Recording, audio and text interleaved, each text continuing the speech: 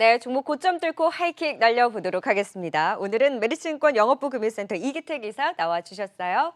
어서 오세요. 예, 안녕하십니까. 네, 과연 오늘은 어떤 종목에서 하이킥을 날려주실지 현 장세 속에서의 어느 재료, 어떤 이슈에 주목을 하셨을까요? 과연 저 많은 쓰레기는 누가 치울까라는 게 오늘의 주제입니다. 저 폐기물 처리를 해야 되는데 네.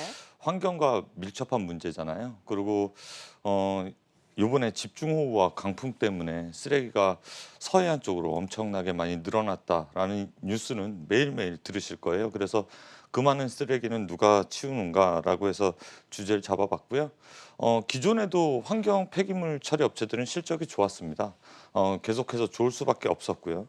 왜냐하면 미세먼지와 지역 주민의 반대로 이게 폐기물들이 이제 처리할 곳이 점차적으로 줄어들고 단가는 올라가는 그런 모습인데 이건 보도자료입니다. 이 쓰레기들이 이렇게 많이 나와서 결국에는 어디로 흘러가는가? 서해안 어, 쪽으로 흘러간다라는 내용이고요. 그렇다라고 하면 쓰레기 처리 단가는 어떻게 지나갔나라고 봤을 때 2년 만에 2배씩 올라갈 정도로 급속하게 성장하고 있습니다.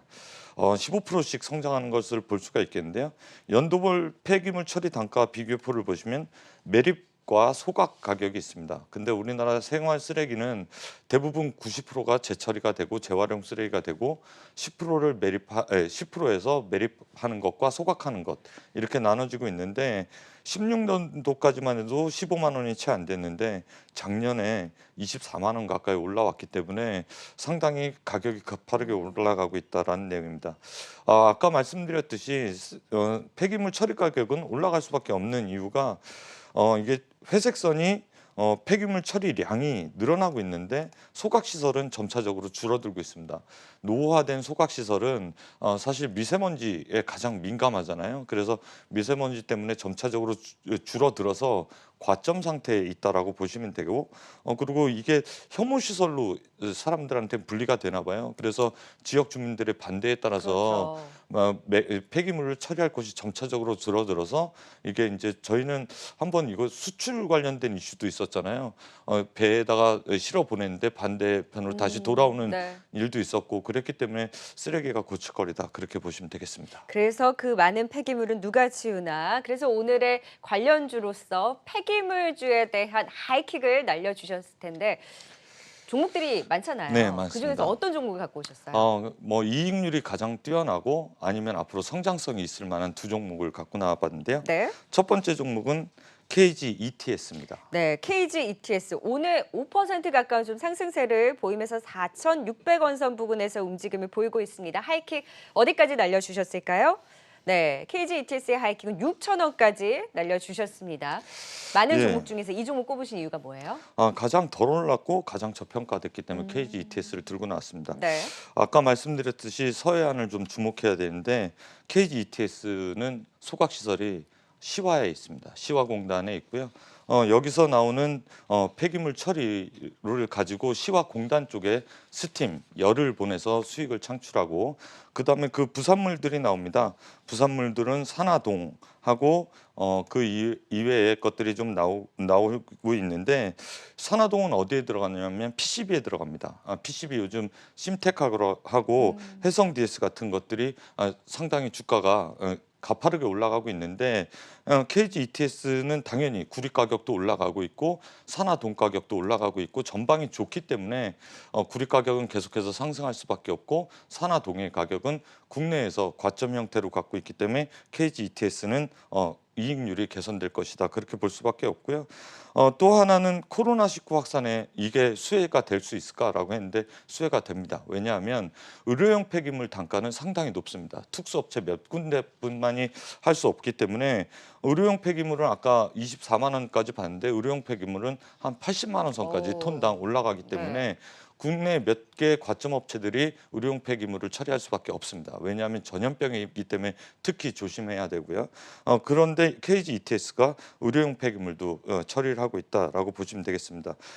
산화동은 전방이 좋아지고 있고 서해안에 시화공단 쪽에 회사가 위치해져 있고 그리고 코로나 특수까지 보고 있기 때문에 2분기서부터 하반기까지 일시적인 게 아니라 앞으로 계속 좋아질 일만 남았다 그렇게 보시면 되겠습니다. 제가 표를 좀 들고 나왔는데요. 있는데요. 신소재 바이오 중유 산업이 2020년서부터 이제 성장을 해서 이익 기여도가 30%에서 내년도엔 45%까지 올라갈 것으로 보여지고요. 폐기물 처리 단가 KG ETS는 계속해서 우상향되고 있는 부분입니다. 또 하나 중요한 건 이게 산화종 시장 점유율 국내 1위라는 게 중요한데요. KG ETS가 40%고 나머지 비상장 업체들이 차지하고 있어서 산화동에 투자하고 싶다라고 하면 지금 현재 상장된 KG ETS를 투자할 수밖에 없다. 그런 메리트가 있겠습니다. 네, 그래서 KG ETS의 하이킥은 6,000원 선까지 날려주셨습니다. 바로 이어서 두 번째 고점 뚫고 하이킥 날려볼 종목은 어떤 유망주일까요? 네, 태영건설입니다. 태영건설은 또 하이킥 어디까지 날려주셨을지 바로 또 확인을 해보도록 할게요. 태영건설은 3만 원 선까지 날려주셨네요. 네, 그렇습니다. 지금 2만 원이 채 안 되는데 왜 3만 원인가라고 보시면 태영건설이 회사를 건설사인데 왜 환경 폐기물을 들고 나왔지 그렇게 보실 텐데 국내 최대 매립을 갖고 있는 자회사를 갖고 있습니다. 아까 KG ETS는 소각이라고 볼 수 있는데 태영건설은 매립이라고 볼 수가 있겠습니다. 이제 TY홀딩스라고 해서 이제 거래 정지 이후에 인적 분할해서 상장을 할 텐데요.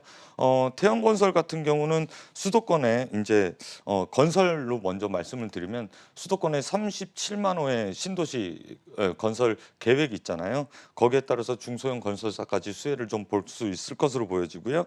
이에 따라서 과천을 비롯한 프로젝트들이 태영건설에는 쭉 있습니다. 그래서 영업이익이 3천억 정도인데 건설사다 보니까 지금 3천억대에서 1.5조가 안 되는 시가총액을 보이고 있거든요. 그러니까 태영건설 가치만 지금 시장에서 보고 있다라고 볼 수가 있겠는데 아까 말씀드렸던 TSK 코퍼레이션은 지금 현재 국내 최대 매립을 갖고 있는 그런 회사입니다. 폐기물 환경 처리의 1위 기업이고요.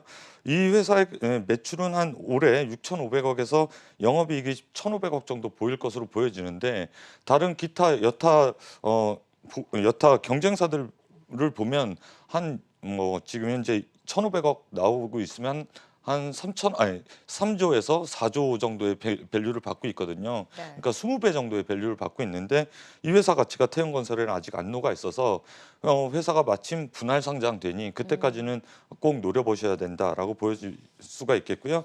지금 실적표를 보고 계신데 올해는 이보다 더 좋은 성과가 TSK 홀딩스에서 나타날 것으로 보여지고 아까 말씀드렸듯이 코엔텍이 시가총액 5천억인데 지금 TSK보다 저평가받고 있다 그런 내용 비교표고요. 그 다음에 이제 분할 상장됐을 때 어떻게 일정이 진행되는가를 갖고 나와봤는데 8월 28일 이전에는 매매 정지 기간 이전에는 갖고 있어야 TSK 홀딩스 주식을 가질 수 있기 때문에 그 전에는 매수를 하셔야 된다라고 말씀을 드리겠고요. 그 다음에 기준일이 8월 31일이고 그 다음에 태영건설과 TSK 홀딩스의 재상장 예정일은 9월 22일이기 때문에 지금 현재 시가총액 1.5조인데 각각 회사가 1.2조, 1.5조의 가치를 받는다라고 하면 추가적으로 한 회사를 더 가질 수 있다라는 메리트까지 엿볼 수가 있겠습니다. 지금 분할 앞두고 정지를 앞두고 태영건설 주가가 많이 오르긴 했잖아요. 지금도 그래서 신규 매수 관점은 유효하다라고 보시는 거죠? 네, 그렇습니다. 지금 현재 태영건설 밑에는 SBS도 있습니다. 맞아요. SBS의 가치도 사실 말씀을 드려야 되는데 요즘 OTT라든가 유튜브 때문에 방송사 사정이 좋지 않잖아요. 그것 때문에 디스카운트 요인이 좀 있었고 건설사에 대한 성장성이 둔화된다라는 그런 시각 때문에 태영건설의 주가가 눌려 있었는데 앞으로는 이것을 좀 탈피하지 않을까 그렇게 보여지고 있습니다. 네, 그래서 태영의 목표가 3만 원 선까지 설정을 해주셨고 분할 전에 좀 매수 관점으로 보자 긍정적인 진단까지 주셨습니다. 짧게 그 전에 관심주인 레이가 안 가고 있어서 궁금하다라고 하시는 좀 문의가 있었어요. 레이 짧게 AS 좀 할까요?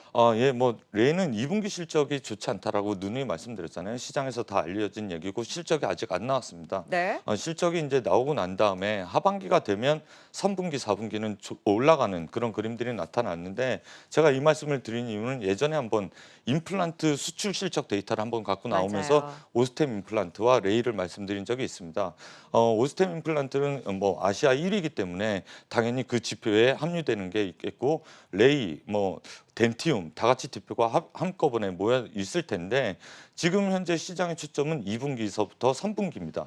2분기 때 만약에 실적 발표 이후에 주가가 좀 눌린다라고 하면 그 이후에 눌림을 이용해서 매수하시면 좋은 결과가 있지 않을까 그렇게 보여지고 있습니다. 갖고 계신 분들도 보유 관점으로 네, 조금만 그렇습니다. 좀 더 참고 견뎌보자라는 레이의 진단까지 해드렸습니다. 지금까지 고점 뚫고 하이킥 메리츠증권 이기택 이사와 함께 도움 말씀 들어봤어요. 고맙습니다. 수고하셨습니다.